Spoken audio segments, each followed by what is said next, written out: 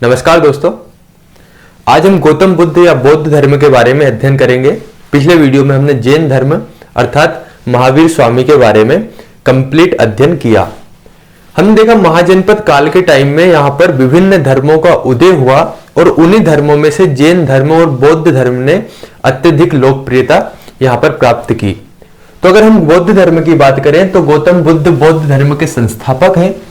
वहीं इन्हें एशिया का ज्योतिपुंज भी कहा जाता है।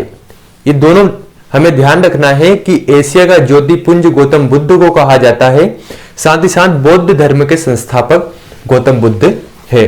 तो अगर हम गौतम बुद्ध की बात करें तो महावीर स्वामी की ही तरह यहाँ पर गौतम बुद्ध का नाम गौतम बुद्ध नहीं वरन इनका नाम सिद्धार्थ था।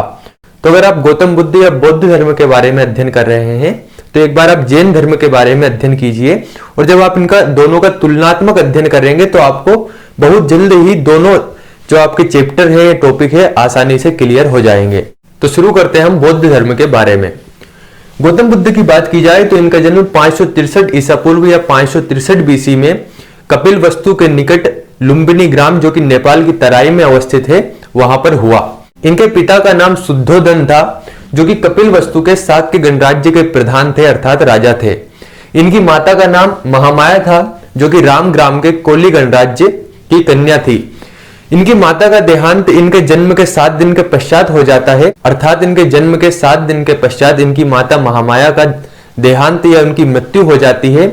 इनकी मृत्यु के पश्चात इनकी मौसी महाप्रजापति गौतमी इनका लालन पालन या पालन पोषण करती है। ऐसा माना जाता है कि इनके जन्म के पश्चात इनके पिता यहाँ पर 2 प्रमुख ब्राह्मणों को बुलाते हैं। एक का नाम रहता है कालदेव, दूसरा का नाम रहता है कौंडिल्य। तो कालदेव और कौंडिल्य यहाँ पर इनकी भविष्यवाणी के लिए बुलाए जाते हैं और ये ब्राह्मण यहाँ पर इनकी भविष्यवाणी करते हैं कि ये बालक या तो कोई चक्रवर्ती सम्राट बनेगा या कोई सन्यासी बनेगा। जैसे ही इनके पिता यहाँ पर सन्यासी के बारे में सुनते हैं तो इनके पिता इनको लेकर चिंतित हो जाते हैं और वे ये सोचते हैं कि मैं इनके लिए इतने भोग विलास पूर्ण जीवन व्यतीत करने वाली सुख सुविधा यहाँ पर उत्पन्न कर दूंगा कि इनके मन में कभी भी सन्यासी बनने की इच्छा जागृत नहीं होगी। इसी बात को ध्यान में रखते हुए इनके पिता इनके लिए 3 प्रमुख प्रकार के महल का निर्माण करवाते हैं। 3 ऋतुओं के लिए अलग अलग राजप्रसाद का यहाँ पर कह सकते हैं राजप्रसाद बनवाते हैं। उसके पश्चात इनको इतना भोग विलास में लिप्त कर देते हैं कि इनको कहीं भी दुख नजर नहीं आता है। लेकिन ये देखा गया कि गौतम बचपन से ही चिंतनशील व्यक्ति थे या सामान्यतः जम्मू वृक्ष के नीचे ध्यानमग्न रहते थे। इसी बात को ध्यान में रखते कि अगर इनको भोग विलास में अत्यंत लिप्त कर दिया जाए तो शायद इनके अंदर कभी भी वैराग्य की भावना उत्पन्न ना हो। तो इन्हीं बातों को ध्यान में रखकर इनके पिता 16 वर्ष की अवस्था में इनका विवाह यशोधरा नामक राजकन्या से कर देते हैं जो कि शाक्य कुल की कन्या होती है। इनसे इनको एक पुत्र की प्राप्ति होती है जिसका नाम ये राहुल रखते हैं। एक बार गौतम द्वारा इनके जो सारथी रहते हैं, जो इनका सेवक रहता है, उनका नाम रहता है छंदक। तो ये छंदक से कहते हैं कि हमें नगर भ्रमण करना है। जैसे ही ये बात इनके पिता शुद्धोधन को बतलाई जाती है, इनके पिता इनके कह सकते हैं नगर भ्रमण को लेकर चिंतित होते हैं कि कहीं ये वहां पर दुख या दुख से संबंधित कुछ चीजें ना देखे तो उनके अंदर वैराग्य की भावना उत्पन्न ना हो। इस बात को लेकर ये यहाँ पर इनके भोग विलास से संबंधित चीजों में और भी यहाँ पर वृद्धि कर देते हैं, जिससे यहाँ पर इनका मन कुछ दिनों के लिए पुनः यहीं पर इन्हीं महलों में रम जाता है। लेकिन पुनः इनके मन में नगर भ्रमण की जो भावना है वह जागृत होती है और इनके पिता को लगता है कि अब शायद हम इनको नहीं रोक पाएंगे, इनको नगर भ्रमण के लिए जाना ही है। ऐसी स्थिति में इनके पिता संपूर्ण नगर को साज सजावट करवा देते हैं, यहाँ पर नगर में खुशहाली ला देते हैं। कहीं भी इनको इस तरीके का नगर सजाते हैं कि कहीं भी दुख प्रतीत ना हो। तो जैसे ही गौतम यहाँ पर अपने सारथी छंदक के साथ जाते हैं तो संपूर्ण नगर का भ्रमण करते हैं। इनको संपूर्ण नगर में खुशहाली दिखती है, इनको कहीं भी दुख का आभास नहीं होता है। लेकिन जैसे ही ये नगर भ्रमण करने के पश्चात पुनः अपने महल की ओर लौटते हैं तो इनको 4 प्रमुख दृश्य दिखाई देते हैं।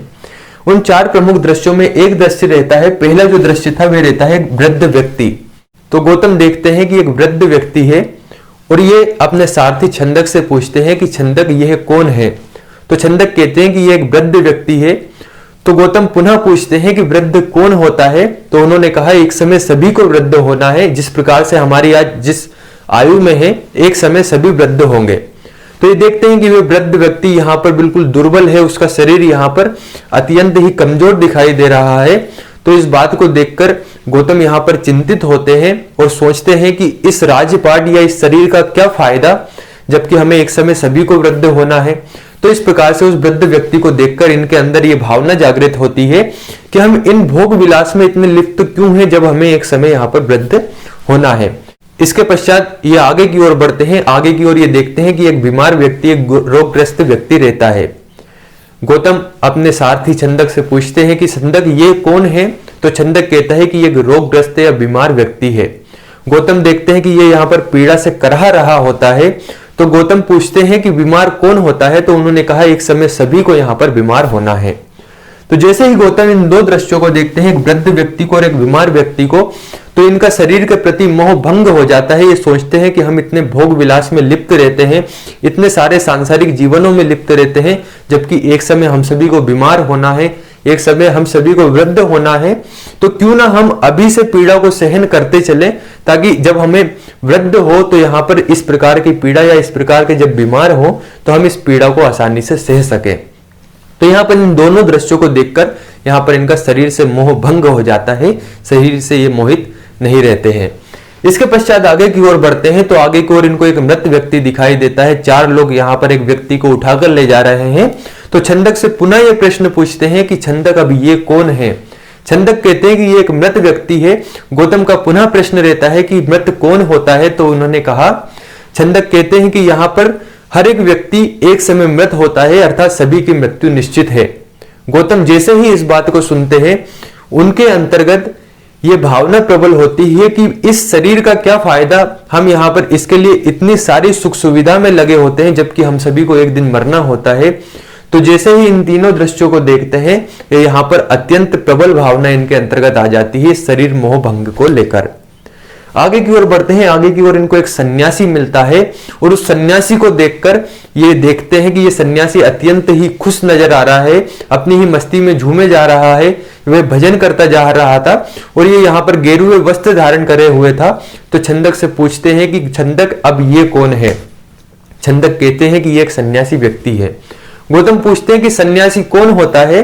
तो छंदक कहता है, यहाँ पर छंदक कहते हैं इनसे कि जो सांसारिक मोह बंधनों को त्याग देते हैं, संसार को त्याग देते हैं, परिवार को त्याग देते हैं, राजपाट को त्याग देते हैं, वही यहाँ पर सन्यासी होता है। जैसे ही गौतम बुद्ध उस सन्यासी को देखते हैं, वो देखते हैं कि वह अत्यंत खुश नजर था, अत्यंत खुशहाली थी उसके अंतर्गत, या उसके अंदर बहुत खुशहाली उनको नजर आई। तो उन्होंने कहा कि मैं भी अपना राजपाट त्यागूंगा, मैं भी इन सांसारिक बंधनों से मुक्त होना चाहता हूं। और वह भी यहाँ पर इस सन्यासी को देखकर सांसारिक बंधनों से मुक्त होने को लेकर इनके अंतर्गत वैराग्य उत्पन्न होता है। और इनको जैसे ही वैराग्य उत्पन्न होता है, यहाँ पर गृह त्याग करने की सोचते हैं।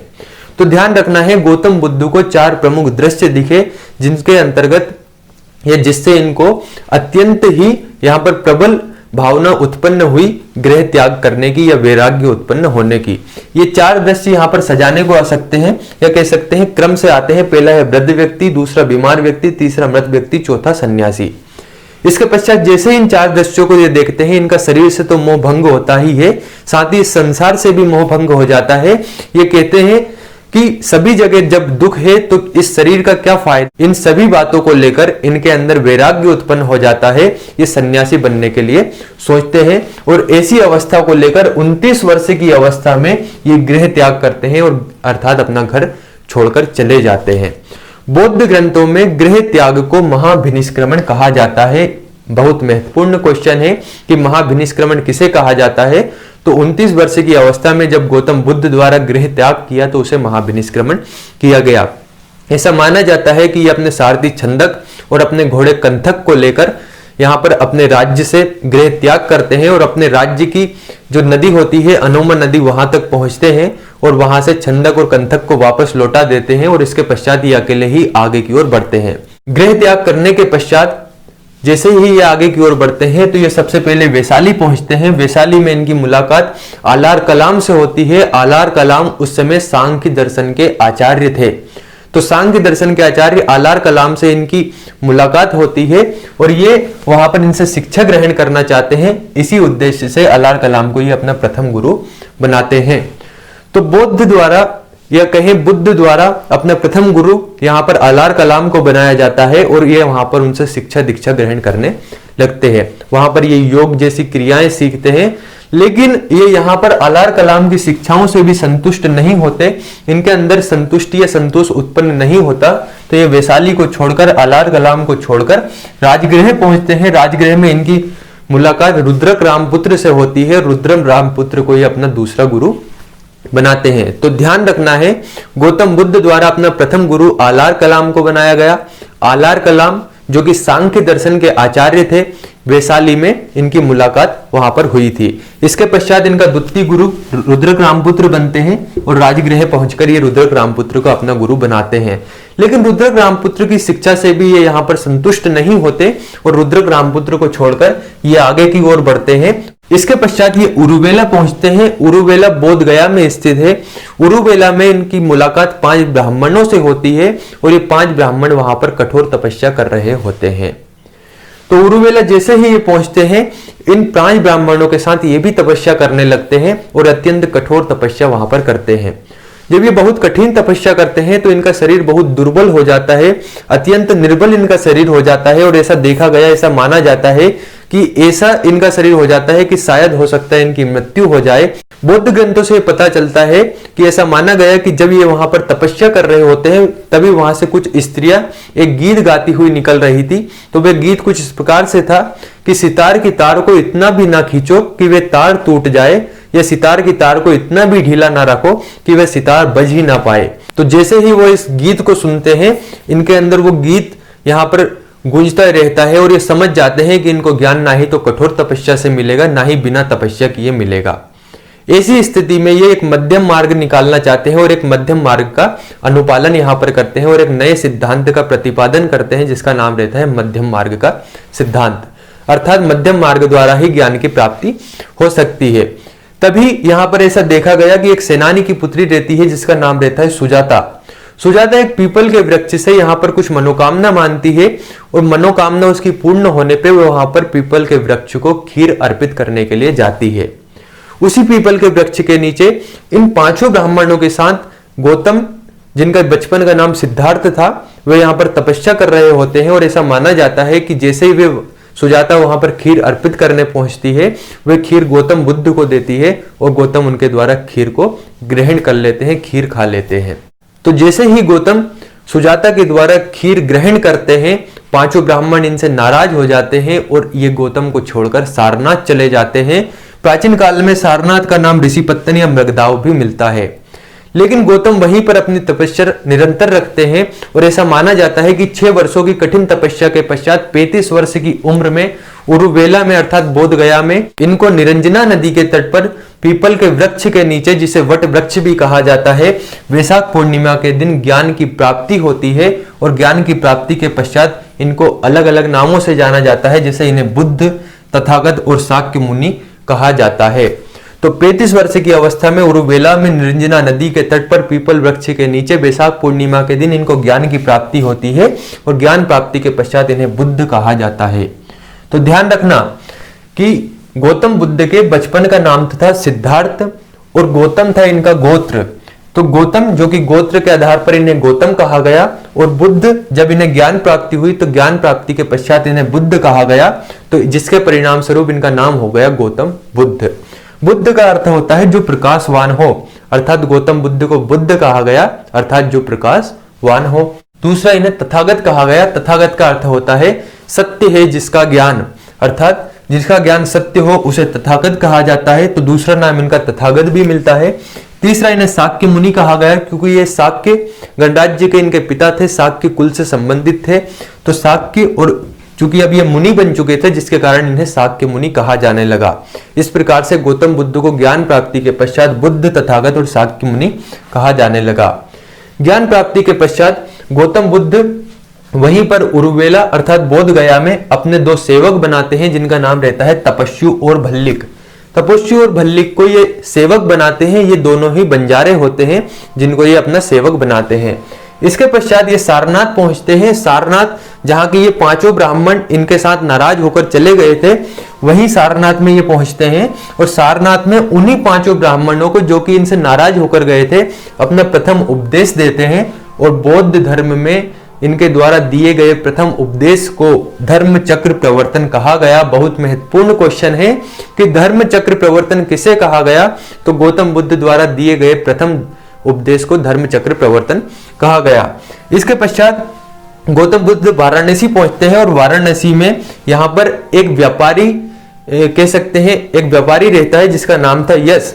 तो यहाँ पर यश इनकी शिष्यता ग्रहण करता है, इनका शिष्य बनता है और यश की पत्नी और माता भी इनकी उपासिकाएं बनती है।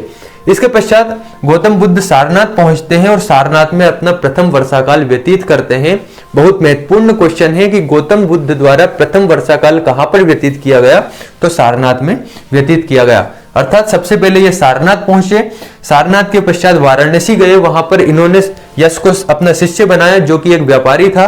उसके पश्चात पुनः सारनाथ गए जहां पर ये अपना प्रथम वर्षाकाल व्यतीत करते हैं। ऐसा माना जाता है कि सारनाथ के पश्चात ये राजगृह पहुंचते हैं। उस समय राजगृह का शासक रहता है बिंबिसार। बिंबिसार इनका स्वागत करता है और यहाँ पर इन्हें वेणुवन विहार दान में देता है। ध्यान रखना, बौद्ध धर्म में विहार का अर्थ होता है बौद्ध भिक्षुओं के रुकने का विशेष स्थान। तो यहाँ पर बिंबिसार द्वारा जो कि राजगृह में इनका स्वागत करता है और इनको वेणुवन विहार दान में दिया जाता है। तो ये क्वेश्चन बनता है कि वेणुवन विहार किसके द्वारा दान में दिया गया, तो वह दिया गया था बिंबिसार के द्वारा। तो ठीक जिस प्रकार से महावीर स्वामी द्वारा संघ की स्थापना की गई थी, ठीक ऐसे ही गौतम बुद्ध द्वारा भी संघ की स्थापना की गई जिसमें भिक्षुओं को यहाँ पर शामिल किया गया। इसके पश्चात गौतम बुद्ध लुम्बिनी पहुंचते हैं और लुम्बिनी पहुंचने के पश्चात वहीं पर अपने जन्म स्थान पर पहुंचने के पश्चात अपने परिवार वालों को या अपने परिवार के सदस्यों को यहाँ पर उपदेश देते हैं। और वही लुम्बिनी में ये अपने चचेरे भाई देवदत्त को उपदेश देते हैं और देवदत्त इनका शिष्य बनता है। देवदत्त द्वारा इनका विद्रोह कर दिया जाता है। तो अगर क्वेश्चन बनता है कि बुद्ध का प्रथम विद्रोह किसके द्वारा किया गया, तो इनके चचेरे भाई देवदत्त के द्वारा। यह बौद्ध संघ का प्रमुख बनना चाहता था। इसके बात को ध्यान में रखकर इसने गौतम बुद्ध का विद्रोह किया, अर्थात गौतम बुद्ध का प्रथम विद्रोह किया यहाँ पर देवदत्त के द्वारा। इसके पश्चात लुम्बिनी के पश्चात गौतम बुद्ध श्रावस्ती पहुंचते हैं। हमने देखा कौशल महाजनपद की राजधानी थी श्रावस्ती। उसी श्रावस्ती में ये अपना शिष्य बनाते हैं अनाथ पिंडक को। ये भी एक व्यापारी रहता है और अनाथ पिंडक यहाँ पर जेतवन विहार इनको दान में देता है। तो ध्यान रखना, सबसे पहले बिंबिसार द्वारा वेणुवन विहार दान में दिया गया, उसके पश्चात अनाथ पिंडक ने जेतवन विहार दान में दिया गया। वहीं श्रावस्ती में एक व्यापारी की पुत्री विशाखा इनकी शिष्यता ग्रहण करती है और इनको पूर्वाराम विहार दान में देती है। कहीं कहीं आपको पूर्वाराम विहार भी इसका नाम मिलता है। इसके पश्चात श्रावस्ती में ही एक ग्राम में एक पहाड़ी पर एक डाकू अंगुलीमाल निवास करता था। वह डाकू अंगुलीमाल भी इनका शिष्य बनता है। ऐसा माना जाता है कि डाकू अंगुलीमाल से यहाँ के लोग सभी बहुत परेशान हो चुके थे और डाकू अंगुलीमाल का जो जीवन परिवर्तित किया यह बुद्ध द्वारा किया गया। डाकू अंगुलीमाल सामान्यतः जो भी लोग वहां पर पहाड़ी से गुजरते थे उन लोगों को मारता था और उनकी अंगुलियों को काटकर इसकी माला बनाकर पहनता था। लेकिन डाकू अंगुलीमाल के अंतर्गत जो भी इनका विचार परिवर्तित किया यह गौतम बुद्ध के द्वारा किया गया। तो डाकू अंगुलीमाल भी इनका शिष्य श्रावस्ती में बना। इसी कारण ये देखा गया कि गौतम बुद्ध ने सर्वाधिक जो अपना जीवन कह सकते हैं व्यतीत किया वह किया था अपना श्रावस्ती में। वहीं पर इन्होंने सर्वाधिक वर्षाकाल भी व्यतीत किया। इसी कारण इनके सर्वाधिक शिष्य भी श्रावस्ती में ही है। तो ध्यान रखना कि सर्वाधिक जीवन भी व्यतीत किया, सर्वाधिक वर्षाकाल भी व्यतीत किया और सर्वाधिक शिष्य भी अगर कहीं है तो वे थे आपका श्रावस्ती में। इसके पश्चात बुद्ध वैशाली पहुंचते हैं। वैशाली में लिच्छवियों द्वारा कुटाग्रशाला विहार इनको दान में दी जाती है और वहीं वैशाली में इनका प्रिय शिष्य था जिसका नाम है आनंद। इनके प्रिय शिष्य आनंद के कहने पर बौद्ध संघ में महिलाओं को प्रवेश करने के लिए कहा जाता है और गौतम बुद्ध महिलाओं को संघ में प्रवेश देने की अनुमति दे देते हैं। तो यहाँ पर जो बौद्ध संघ में प्रथम महिला शामिल होती है वह इनकी मौसी प्रजापति गौतमी शामिल होती है। वहीं वैशाली में ही इनकी प्रजापति गौतमी की पुत्री नंदा भी यहाँ पर बौद्ध संघ में शामिल होती है। बुद्ध की पत्नी भी यहाँ पर बौद्ध संघ को स्वीकार करती है, उसमें शामिल होती है, अर्थात यशोधरा भी यहाँ पर बौद्ध संघ में शामिल होती है। और वैशाली की एक नगर वधू अर्थात वैशाली की एक वेश्या आम्रपाली भी बौद्ध संघ में शामिल होती है। इसके पश्चात ये देखा गया कि कौशाम्बी के शासक या राजा रहते हैं उदयन, जो कि बौद्ध भिक्षु पिंडोला से प्रभावित होकर वहां पर बौद्ध धर्म को ग्रहण करते हैं और घोसीदाराम विहार यहाँ पर दान में बौद्ध भिक्षुओं के लिए देते हैं। इसके पश्चात अवंती के शासक चंड प्रद्योत गौतम बुद्ध को आमंत्रित करते हैं, लेकिन गौतम बुद्ध अपने जीवन काल में अवंती नहीं जा पाते हैं। तो ये क्वेश्चन बहुत महत्वपूर्ण है। अधिकतर ये क्वेश्चन बनता है कि बुद्ध अपने जीवन काल में कहाँ नहीं गए, तो वह अवंती कभी भी नहीं पहुंचे। लेकिन वे वहां पर अवंती नहीं पहुंचे, वहां पर मोगलीपुत्र तिस्स को भेजते हैं और मोगलीपुत्र तिस्स चंड प्रद्योत को बौद्ध धर्म की शिक्षा दीक्षा देते हैं और चंड प्रद्योत को बौद्ध धर्म ग्रहण करवाते हैं। इसके पश्चात बुद्ध पावा पहुंचते हैं। पावा में इनका शिष्य रहता है चुंद, जो कि एक सोनार या लोहार होता है। वहां पर इनके द्वारा एक भोज्य सामग्री जिसका नाम रहता है सुकर माधव ग्रहण कर लिया जाता है। कुछ विद्वानों का ऐसा मानना है कि सुकर माधव सुअर का मांस था और कुछ विद्वानों का मानना था कि ये एक अलग भोज्य सामग्री है। खैर जो भी ये भोज्य सामग्री थी, लेकिन इसके कारण यहाँ पर इन्हें अतिसार रोग हो जाता है। इसके पश्चात ये पावा से कुशीनगर पहुंचते हैं।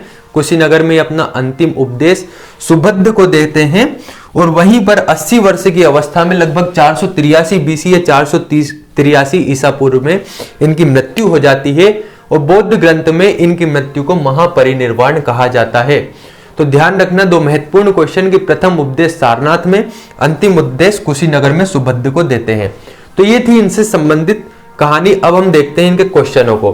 तो गौतम बुद्ध बौद्ध धर्म के वास्तविक संस्थापक पहला। दूसरा, एशिया के ज्योतिपुंज के नाम से जाने जाते हैं। इनका जन्म 563 बीसी या 563 ईसा पूर्व में कपिलवस्तु के निकट लुम्बिनी में हुआ था। कुछ बौद्ध ग्रंथों में लुम्बिनी का नाम रुम्मी देई भी मिलता है। तो ध्यान रखना, अगर क्वेश्चन बनता है रुम्मिन देई किसके लिए प्रयुक्त है, तो लुम्बिनी के लिए रुम्मिन देव बौद्ध ग्रंथों में प्रयुक्त किया गया है। इनके पिता का नाम शुद्धोधन है, जो कि कपिलवस्तु के शाक्य गणराज्य के प्रधान थे। माता का नाम था महामाया, जो कि रामग्राम के कोली गणराज्य की कन्या थी। इनकी मौसी का नाम था प्रजापति गौतमी। इनके बचपन का नाम था सिद्धार्थ। ध्यान रखना है, गोत्र था इनका गौतम और इनका बचपन का नाम था सिद्धार्थ। इनकी पत्नी का नाम था यशोधरा, जिनसे 16 वर्ष की अवस्था में इनका विवाह हो जाता है, जो कि शाक्य कुल की कन्या होती है। इनके पुत्र का नाम था राहुल। वहीं 29 वर्ष की अवस्था में ये गृह त्याग करते हैं, जिसे बौद्ध धर्म में महाभिनिष्क्रमण कहा जाता है। इनके प्रथम गुरु अलार कलाम, जो कि वैशाली में बने, जो कि सांख्य दर्शन के आचार्य थे। द्वितीय गुरु बनते हैं रुद्रक रामपुत्र राजगृह में। इसके पश्चात ये जीवन से संबंधित 4 प्रमुख दृश्य देखते हैं। पहला, वृद्ध व्यक्ति, बीमार व्यक्ति, मृत व्यक्ति और सन्यासी। इनको देखकर इनके अंदर वैराग्य की भावना उत्पन्न होती है और ये सन्यासी बनने के लिए 29 वर्ष की अवस्था में गृह त्याग कर देते हैं। इसके पश्चात ये उरुवेला पहुंचते हैं। 5 ब्राह्मणों से मुलाकात होती है, उनके साथ तपस्या करते हैं, लेकिन सुजाता नामक कन्या से खीर ग्रहण करने के कारण ये 5 ब्राह्मण छोड़कर इनको सारनाथ चले जाते हैं, अर्थात ऋषिपत्तन या मगधाव चले जाते हैं। लेकिन ये अपनी तपस्या वहां पर निरंतर रखते हैं, जिसके परिणाम स्वरूप 6 वर्ष के पश्चात 35 वर्ष की उम्र में उरुवेला, जो कि बोधगया में है, निरंजना नदी के तट पर पीपल वट वृक्ष के नीचे इनको वैशाख पूर्णिमा के दिन ज्ञान की प्राप्ति होती है, जिसके कारण इन्हें बुद्ध, तथागत या शाक्य मुनि कहा जाता है। अर्थात ज्ञान प्राप्ति के पश्चात यहाँ पर सिद्धार्थ को बुद्ध, तथागत और शाक्य मुनि कहा गया। ज्ञान प्राप्ति के पश्चात बोधगया में ही ये यहाँ पर अपने प्रथम सेवक तपस्यु और भल्लिक को बनाते हैं, जो कि 2 बंजारे होते हैं। इसके पश्चात ये सारनाथ पहुंचते हैं। सारनाथ में अपना प्रथम उपदेश देते हैं। सारनाथ में उन्हीं 5 ब्राह्मणों को प्रथम उपदेश देते हैं, जो कि यहाँ पर इनको छोड़कर चले गए थे। तो इनको अपना प्रथम उपदेश देते हैं। बौद्ध ग्रंथों में इन्हें धर्मचक्र प्रवर्तन कहा गया। बहुत महत्वपूर्ण क्वेश्चन है। प्रथम उपदेश सारनाथ में, धर्मचक्र प्रवर्तन इसी को कहा गया। ये अपना प्रथम उपदेश सारनाथ में देने के पश्चात बुद्ध वाराणसी पहुंचते हैं और वहां पर इनका शिष्य यश, जो कि एक व्यापारी होता है, वह बनता है। इसकी माता और इन्हीं की पत्नी, अर्थात यश की माता और यश की पत्नी ही यहाँ पर इनकी प्रथम उपासिकाएं बनती है। ये इसके पश्चात पुनः सारनाथ गए। सारनाथ में इन्होंने अपना प्रथम वर्षाकाल व्यतीत किया। सारनाथ के पश्चात बुद्ध राजगृह पहुंचते हैं। वहां के शासक बिंबिसार द्वारा यहाँ पर वेणुवन विहार इनको बौद्ध भिक्षुओं के लिए दान में दिया जाता है। इसके पश्चात राजगृह के पश्चात लुम्बिनी अर्थात अपने जन्म स्थान पर पहुंचते हैं। वहां पर परिवार को अपना प्रथम उपदेश देते हैं। इनके चचेरे भाई देवदत्त को अपना शिष्य बनाते हैं और देवदत्त इनके विरुद्ध प्रथम विद्रोह करता है, जो कि महत्वपूर्ण क्वेश्चन है कि इनका प्रथम विद्रोह देवदत्त करता है। इसके पश्चात कौशल की राजधानी श्रावस्ती पहुंचते हैं। वहां पर इनके शिष्य अनाथ पिंडक, जो कि एक व्यापारी था, वह बनता है और अनाथ पिंडक द्वारा जेतवन विहार इनको दान में दिया जाता है। वहीं पर एक व्यापारी की पुत्री विशाखा पूर्वराम विहार यहाँ पर दान में देती है और इनकी शिष्यता ग्रहण करती है। इनका शिष्य डाकू अंगुलीमाल भी बनता है और सर्वाधिक समय और सर्वाधिक वर्षाकाल भी ये श्रावस्ती में ही व्यतीत करते हैं और सर्वाधिक शिष्य भी इनके श्रावस्ती में ही बनते हैं। ऐसा माना जाता है कि कौशल के नरेश प्रसन्नजीत भी इनके शिष्य बनते हैं। इसके पश्चात बुद्ध श्रावस्ती के बाद वैशाली पहुंचते हैं। वैशाली में लिच्छवियों ने इनको कुटाग्रशाला विहार दान में दिया। वैशाली में ही इनके प्रिय शिष्य द्वारा आनंद के कहने पर महिलाओं को संघ में प्रवेश के लिए कहा गया और बुद्ध इनको अनुमति दे देते हैं। तो यहाँ पर प्रथम महिला जो कि बौद्ध संघ में शामिल हुई, इनकी मौसी थी प्रजापति गौतमी। प्रजापति गौतमी की पुत्री नंदा भी बौद्ध संघ में शामिल होती है। इनकी पत्नी यशोधरा भी बौद्ध संघ में शामिल होती है और वैशाली की नगरवधु आम्रपाली भी बौद्ध संघ में शामिल होती है। ये देखा गया कि कौसंबी के शासक राजन उदयन बौद्ध भिक्षु पिंडोला से प्रभावित होकर यहाँ पर बौद्ध धर्म को ग्रहण करते हैं। घोषिताराम विहार को यहाँ पर दान में देते हैं बौद्ध भिक्षुओं के लिए। बुद्ध अपने जीवन काल में अवंती नहीं जा पाते हैं, लेकिन वहां पर मोगली पुत्र तिष्य को भेजते हैं और मोगली पुत्र तिष्य अवंती के शासक चंड प्रद्योत को बौद्ध धर्म की शिक्षा दीक्षा देता है। अपने जीवन के अंतिम समय में बुद्ध पावा पहुंचते हैं। वहां पर चुंद जो कि इनका शिष्य था उसको शिक्षा देते हैं। वहीं पर इनके द्वारा शुकर माधव एक भोज्य सामग्री खाने के कारण इनको अतिसार रोग हो जाता है। इसके पश्चात ये कुशीनगर पहुंचते हैं। कुशीनगर में अपना अंतिम उपदेश सुभद्र को देते हैं। वहां पर 80 वर्ष की अवस्था में इनकी मृत्यु हो जाती है, जिसे बौद्ध ग्रंथ में महापरिनिर्वाण कहा जाता है। तो अब महत्वपूर्ण क्वेश्चन इन चीजों को ध्यान रखना है कि इनका जन्म कहां पर हुआ, मृत्यु कहां पर हुई, प्रथम गुरु कौन थे, द्वितीय गुरु कौन थे, जेतवन विहार किसके द्वारा दान में दिया गया, यहाँ पर कह सकते हैं कि घोषिताराम विहार किसके द्वारा दान में दिया गया, कुटाग्रशाला किसके द्वारा दान में दिया गया, प्रथम शिष्य कौन बना, प्रथम सेवक कौन थे, यहाँ पर कहाँ पर ये अपने जीवन काल में नहीं जा सके, इस प्रकार के क्वेश्चन बनेंगे। तो बौद्ध धर्म से संबंधित या गौतम बुद्ध जो कि बौद्ध धर्म के संस्थापक माने जाते हैं, एशिया के ज्योतिपुंज कहा जाते हैं, इनसे संबंधित जो भी महत्वपूर्ण जानकारी है उनके बारे में हमने देखा। इसके आगे का जो भी टॉपिक है अगले वीडियो में हम करेंगे। तो मिलते हैं हम अगले वीडियो में। धन्यवाद।